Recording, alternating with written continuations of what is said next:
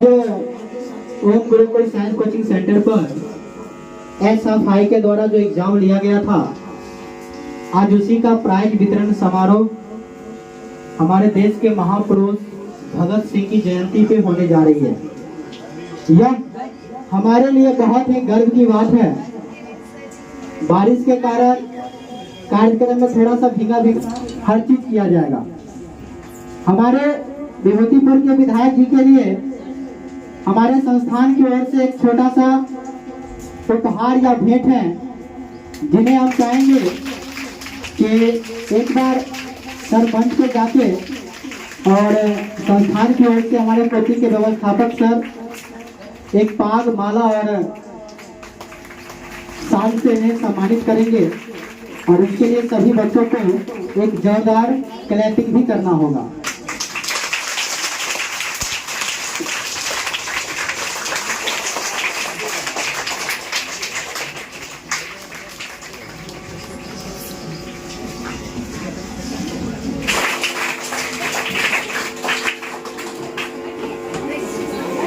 मेरे प्यारे बच्चों, आज का दिन जो है बहुत ही ऐतिहासिक दिन है। ये बात मैं इसलिए कह रहा हूँ कि आपको मालूम होना चाहिए कि हमारा देश 1947 से पहले गुलाम था और गुलामी की जंजीर में कोई एक साल नहीं बल्कि 190 साल तक हमारा देश गुलाम रहा था, संघर्ष चला। जब हम आज के दिन को याद करते हैं तो मुझे भगत सिंह का जयंती है। आज ही के दिन 1917 को 7 को उनका जन्म हुआ था, 28 सितंबर 1907।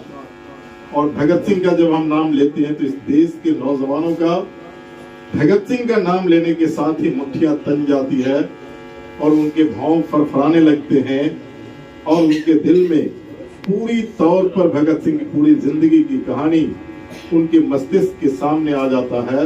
आज जिस भारत को हम देख रहे हैं, जिस भारत में आज दो तरह का भारत का निर्माण हो रहा है, एक तड़पता हुआ भारत और एक मुस्कुराता हुआ भारत। मैं ये क्यों कह रहा हूँ, आप यहाँ जितने बच्चे बैठे हुए हैं, आपके पढ़ने के लिए एक छोटा सा कोचिंग है जिसकी अपनी दीवार नहीं है, जिसका अपना छत नहीं है। कहीं एस्बेस्टस से हम देख रहे हैं, कहीं पर जो है पॉलीथीन टंगा हुआ है, कहीं जो है आपके फूस के दीवार लगे हुए हैं, आपका जो है पत्थर के सीमेंट का जो है बांस लगे हुए हैं। इस समाज में एक कोचिंग स्कूल एक ऐसा है और यहीं से कोई 1.5 किलोमीटर जब हम पूरब बढ़ते हैं, एक बड़ा सा शानदार एक प्राइवेट स्कूल है। उस स्कूल में कौन पढ़ते हैं और वो स्कूल अकेला स्कूल नहीं है, बल्कि उस तरह के स्कूल समस्तीपुर जिले में कम से कम होगा तो 200 से ज्यादा विद्यालय होगा।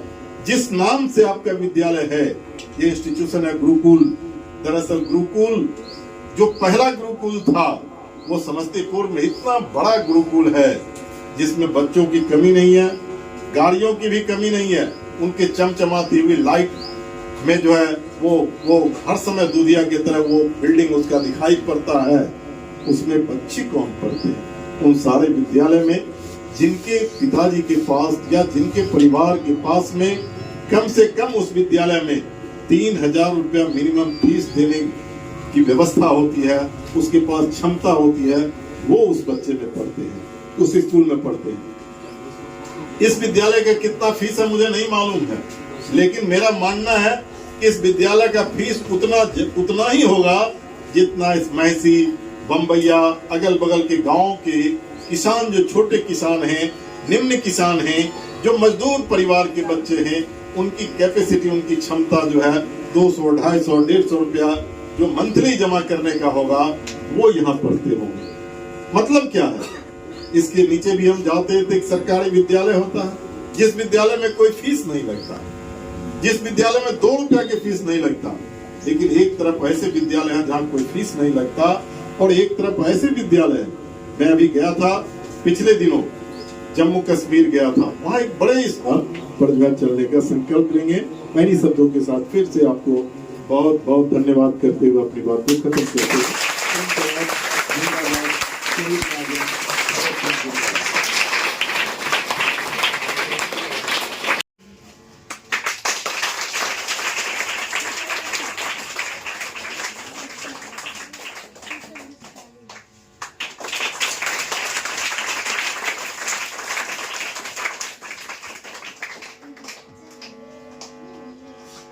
अब SFI के जिलाध्यक्ष नील कमल सर से, सर हमारे संस्थान की ओर से आपको भी इस प्रतिभा सम्मान समारोह में सम्मानित होने का मौका दिया जा रहा है, कृपया इसे स्वीकार करें।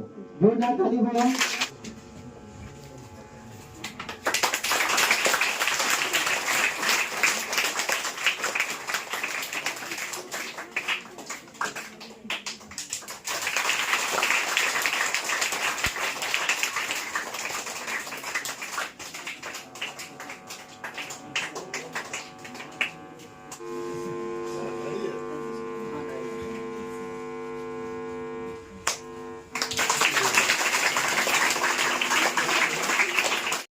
खोल जाता है।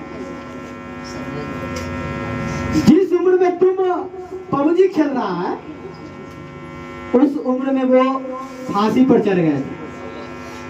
जिस उम्र में आज के लोग घोड़ी पर चढ़कर सहरा पहनने के लिए चलता है शादी ब्याह करने के लिए, उस समय वो माला जो पहने थे वो फांसी की माला पहने, वो थे भगत सिंह।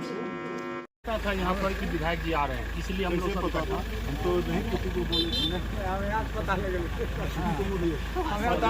पता करिए चलिए